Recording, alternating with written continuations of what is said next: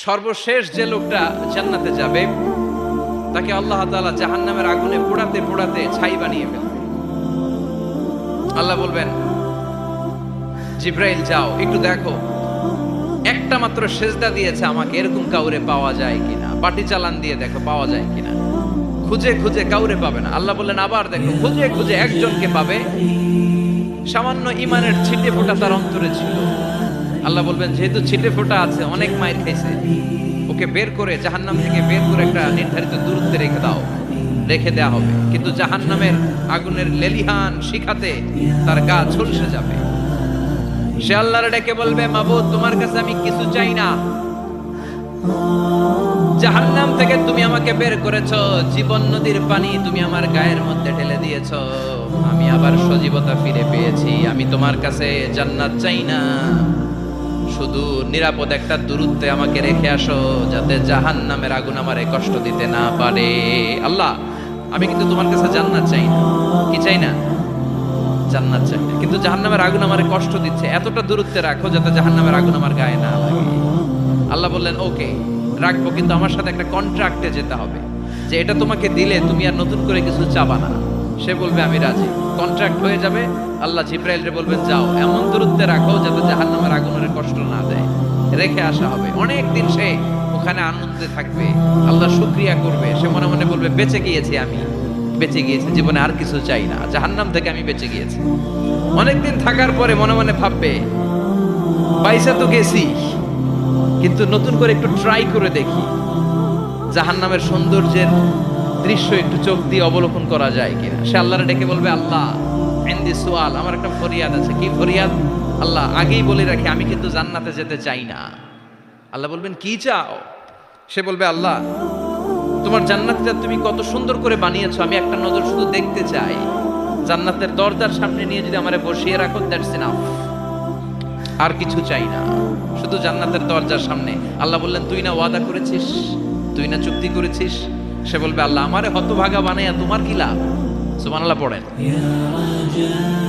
আমারে তুমি হতভাগা বানিও না। আল্লাহ বলে ঠিক আছে, আবার সিগনেচার কর যে জান্নাতের দরজার সামনে বসিয়ে দিলে আর কিছু চাবি না। সে সিগনেচার করে বলে আমি চাবো না। আল্লাহ বললেন জিব্রাইল বেচারারে ধরে জান্নাতের গেটের সামনে বসায় দে। এবার জান্নাতের গেটের সামনে বসে বসে জান্নাতের সৌন্দর্য দেখা শুরু করবে। সুবহানাল্লাহ, এমন সৌন্দর্য যেটা চোখ দিয়ে কেউ দেখে নাই, কান দিয়ে শুনে নাই। ওই সৌন্দর্য চোখে দেখে, কান দিয়ে আওয়াজ শুনে মাগার ভোগ করতে পারে না, অন্তরে জ্বালা আছে না নাই? এয়ার কন্ডিশনের রুমে ঢুকতে না পারলেও, এয়ার কন্ডিশনের রুমের দরজার বাইরে দাঁড়ালো, এয়ার কন্ডিশনের রুমের একটা ঠান্ডা বাতাস গায়ে লাগে না? কথা বলেন। ও যখন জান্নাতের দরজার সামনে দাঁড়াবে, ওর গায়েও এরকম জান্নাতের ঠান্ডা বাতাসের হিমেল ছোঁয়া গাটাকে শীতল করে দিবে। ওই শীতল হয়ে যাওয়ার পরে আর তো সহ্য হবে না, আবার আল্লাহরে ডাকবে, মনে মনে ভাববে আর একটু ট্রাই করি না, দোষ কি, আস্তে আস্তে অনেক দূর তো আগাইছি। সুবহানাল্লাহ কইবেন না? এবার আল্লাহরে বলবে আল্লাহ ইনদি সুআল, আল্লাহ তুমি যদি কোনো বিষয়ে নতুন করে ডিসিশন নাও, তোমারে জিজ্ঞেস করার মতো কি কেউ আছে? আল্লাহ বলে না, আমি তো সব রাজার বড় রাজা, মহারাজা, আমার উপরে তো কারো কথা চলে না। ওই হতভাগা লোকটা বলবে আল্লাহ এত সুন্দর জান্নাত তুমি বানালাম, চোখ দিয়ে সৌন্দর্য দেখি, কান দিয়ে আওয়াজগুলো শুনি, হুর আর গেলমান হেঁটে বেড়ায়, এত সুন্দর জান্নাত চোখ দিয়ে দেখি, ঢুকতে পারি না, আমারে কষ্ট দিয়ে তোমার কি লাভ? ও আল্লাহ আমারে তুমি মাফ করে দাও, জান্নাতের জিবার মধ্যে এক কর্নারে তুমি একটু আমারে জায়গা করে দাও। আল্লাহ বলবেন ওয়াই হাক ইবনা আদম, তোর ধ্বংস হোক হে আদম জাত, মা আগদারাকা, তোর চেয়ে বড় গাদ্দার আমি আমার সৃষ্টিকুলে কাউরে দেখি নাই, কারণ তুই আমার সাথে চুক্তি করিস আর চুক্তি ভঙ্গ করিস। আল্লাহর রহমতের দরিয়ায় তখন জোশ খেলে যাবে, ওর আকুতি মিনতি চাহনি আল্লাহর রহমতের দরিয়ার মধ্যে জোশ লাগিয়ে দিবে। আল্লাহর দয়া হয়ে যাবে, মায়া হয়ে যাবে। আল্লাহ বলবেন ঠিক আছে জান্নাতে যা। লোকটা এবার এক দৌড়ে জান্নাতের ভিতরে ঢুকে যাবে। লোকটার দৌড় দেখে আবার লোকটারে আল্লাহ ডেকে বলবে একটু দাঁড়া, একটু দাঁড়া, জান্নাত তো দিছি, তো দৌড় দিলি কেন? সুবহানাল্লাহ কইবেন না? লোকটি বলবে আল্লাহ প্ল্যান তো আমি কম করি নাই, এত চেষ্টার ফলে আমি আসতে পারছি, আবার যদি তুমি বাইর করে দাও, এই জন্য এক দৌড়ে এমন চিপার মধ্যে লুকামো যাতে তুমি আমার না দেখো। আবার আল্লাহর রহমতের দরিয়ায় জোশ খেলে যাবে, আল্লাহ কাছে ডাকবে, কাছে আয় ও গোলাম, তোর কি মনে চায় আমারে বল, আজকে তুই চাইতে থাক, আমি দিতে দিতে তোর মনের সব আশা পূরণ করে দেব।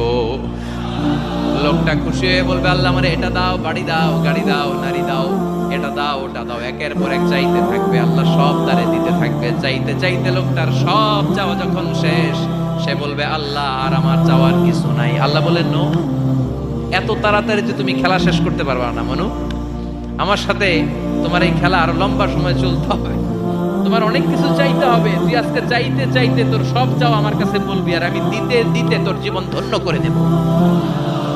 সে আবার চাইতে শুরু করবে, আল্লাহ এটা দাও, ওটা দাও, ওটা দাও, আল্লাহ দিতে দিতে সব দিবে। এরপরে বলবে, আল্লাহ মাফও চাই, দোয়াও চাই, আর চাওয়ার কিছু নাই। আল্লাহ বলবেন, তাই ঠিক আছে, তোরে আমি জান্নাতে ঢুকাই দিলাম, তবে মনে রাখিস তোর জান্নাতটা হবে সবচেয়ে ছোট জান্নাত, আর তোর জান্নাতটা হবে এই পৃথিবীর 10 গুণ। চিল্লা এখন সুবহানাল্লাহ।